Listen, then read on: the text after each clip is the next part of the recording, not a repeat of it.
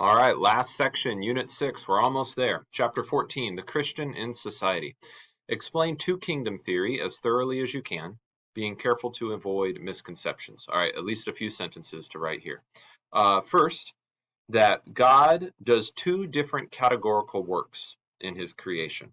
With his left hand, he upholds justice and provides daily for his creatures. With his right hand, he works for the salvation and eternal life of humanity. God's left-hand work of justice he assigns to families and governing authorities, and his left-hand work of daily provision he assigns to families and to laborers. God's right-hand work of eternal life and salvation he has assigned to the church. And Christians do this work when we share the good news of Jesus with our neighbors. So that's two kingdom theory in a nutshell. This left hand and right hand work of God can be referred to as the kingdom of the left or the kingdom of the right. Explain our text teaching on vocation, including its significance for our work, our relationships, our recreation, and even menial tasks. Vocations are offices, and God calls you, vocations are callings, but offices are a kind of calling. And God calls you to vocations of work and of relationship. Right now, you have the work of a student, right? As you fill out this study guide, you are doing work that God has called you to do as my theology student at Crean Lutheran High School in your Christian doctrine class. If you do a chore at home, mom asks you to take out the trash, do the dishes, mow the lawn, whatever it may be, that is a vocation of work. God has called you to be a son or daughter to that family and help that family with around the house work. Vocations of relationships. These start most basic with our relationship with God. We are his children and we are to obey him. The relationship of son or daughter to your mother and father. You are to be honor your father and mother, child to your mom and dad. Relationships with your brothers and sisters and with your friends and with your teachers and your coaches and your teammates and so on. In all of these relationships and all of this work, we're called to that work or called to that relationship by God. And as we do that work well, we do it thoroughly, we do it to the best of our ability so that it would bless others. We can know we're honoring God in that vocation of work. And in our relationships, as we love the people God has put in our lives, we can know we are honoring that vocation of relationship that God has given to us. And vocation is a really helpful, I think, concept to understand how Christians participate in God's left hand and right hand work. Some of the work that you are called to is God's left hand work of either justice or of provision, or God's right hand work of salvation as you share the good news of Jesus with your neighbor. And in your relationships, and when you are loving towards people with the love of Christ, you can know that you are being the body of Christ, the family of Christ to that person. So these vocations are incredibly important. They're callings from God. They allow us to do the left hand and right hand work of God. I think that's enough for that one. How does sin affect vocation? Well, because of sin, we do not fulfill our vocations as we ought to. We don't love those we're in relationship like we ought to, and we don't do the work that has been assigned to us like we ought to. At best, maybe we don't give our very best for work, but at worst, we can be lazy, neglectful, even completely abandon our work. At best, maybe we're a little selfish in our relationships. At worst, we can be hateful and cruel towards others. So sin completely affects our vocations of work and relationship. This is why Christ comes to make us new people in the way we approach our relationships and our work. We're to love one another as Christ has loved us. We're to do everything with all our might as unto the Lord. What does Scripture tell us about the relationship between God and government? That it is God who establishes all governing authorities. So every authoritative office, whether a mother or father or teacher or coach, or principal or mayor or governor or president or congressman, senator, whatever it may be, congresswoman. All of these governing authority offices are established by God, and God has allowed that man or that woman to be in that office, and they are God's servants for our good in that office. They are to do his work that he has called them to of justice and possibly provision, right?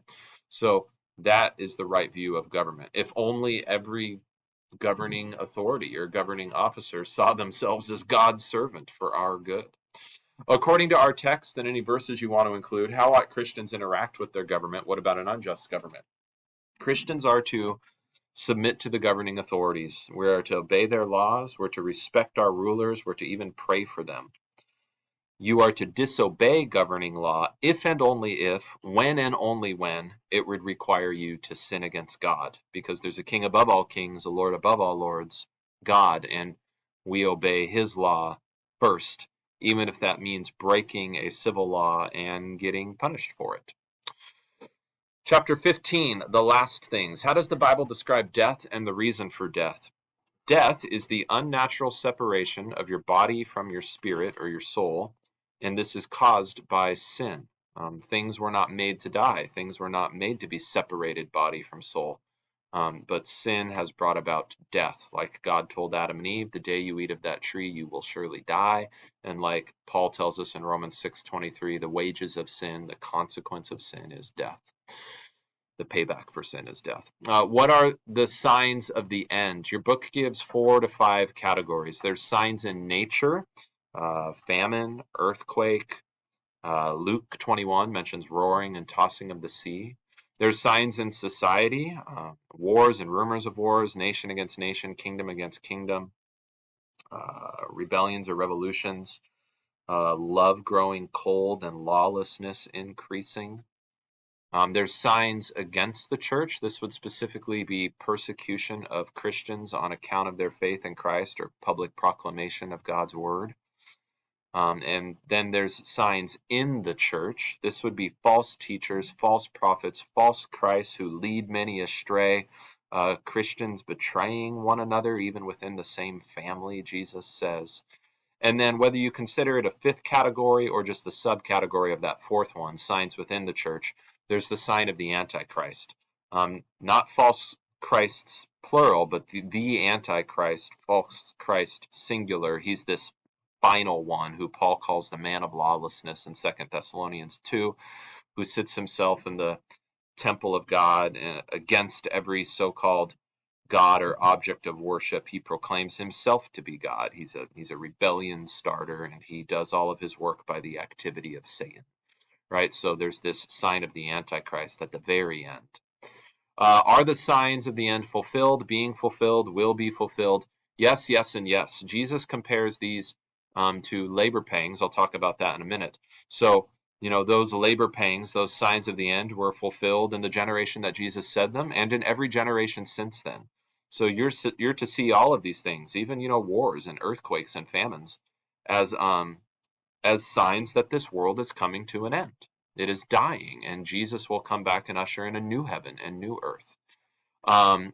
Could the end come at any time, or are there specific things we are still waiting for and it can't come until then? Anytime. Nothing prevents Jesus from coming back this hour, this day, this week, this month, this year, this decade, this century, who knows?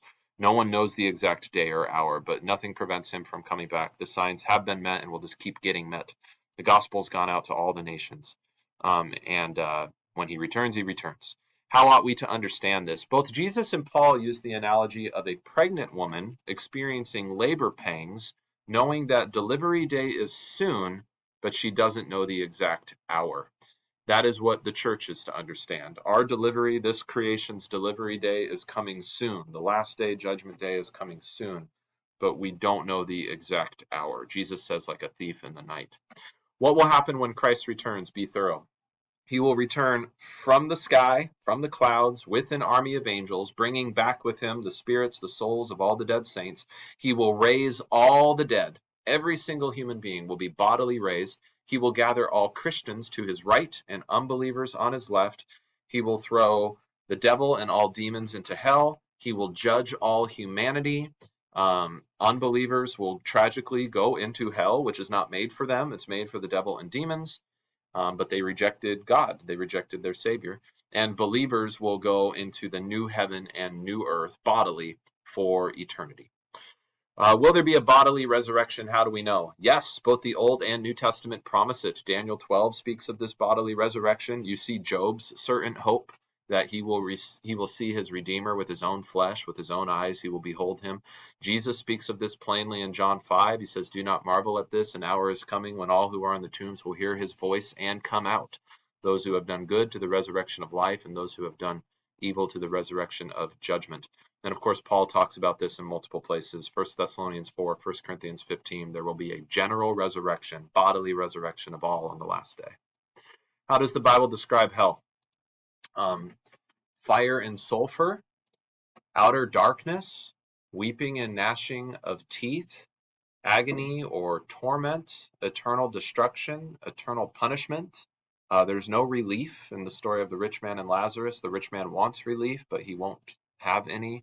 That's not, that's not the lake of fire. That's just Hades now for the unbeliever that he's experiencing. But hopeless language and scary language for hell. Again, it's made for the devil and his angels, prepared for the devil and his angels.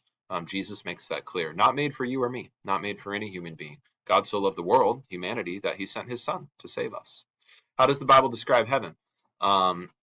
Light, beautiful, eternal life. God dwells with his people personally. He wipes away every tear. No more pain, no more mourning, no more crying. For these things have passed away. God is making all things new. It's a banquet feast. Lots of wonderful language to describe heaven. What does eschatology mean? Eschatology means words about or study of the last things or the end times. The Greek word is eschaton. What are the three types of death which sin brings? Spiritual death immediately, like we were dead in our trespasses and sins, but we've been made alive together with Christ.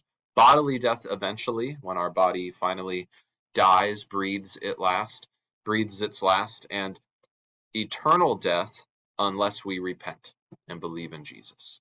Does our current physical body die and decay? Yes. As we age, we decay, and eventually we breathe our last, like Jesus did on the cross. Does our soul die and decay? I'm not sure I like the wording of that question, but I guess in context, the answer is no. Your soul exists after death. Does the nature of the after-death existence of the soul vary? Yes, it does. The believer is in paradise or heaven, God's throne room, with Jesus. It is rest. It is awaiting resurrection day and eternity in the new heaven and new earth. But for the unbeliever, it is not rest. It is not with God. It is suffering. It is agony. When does Matthew 24 say the end will come? After the gospel has gone out to all the nations. Can we speed the return of Christ? No, the last day is fixed according to Paul's preaching in Acts 17, but Peter teaches us to hasten the day of the Lord's coming, so I think we can eagerly desire and pray for Christ's return, as Peter teaches us to. What are the two meanings of Antichrist? Singular, the man of lawlessness, that final Antichrist, and plural, any person who claims that Jesus was not the Christ, not the Son of God. That's 1 John talks that way. Why is the Lord waiting to return? What chapter in the Bible tells us his reason for waiting? Because he's patient. He doesn't want anyone to perish in their sins, but all to reach repentance. That's 2 Peter 3. On Judgment Day, do Christians need to worry about their verdict? No, you have already been crucified with Christ to be raised with him. All of your sin has been paid for. The only thing coming for the Christian on Judgment Day is resurrection and reward. Is hell real? Yes, it is. And we have to say that, though we don't like talking about hell. It should make us uncomfortable. It's a prison for the devil and demons forever. It's real, and there are deniers of a biblical view of hell. What are two false views of hell? And this will be the last one I talk about. Universalism, which says no one's going to hell. Everybody goes to heaven regardless of what they believe. And annihilationism, which says hell is almost temporary. The unbelievers thrown into hell will burn up and cease to exist, so they won't experience it forever. Not true.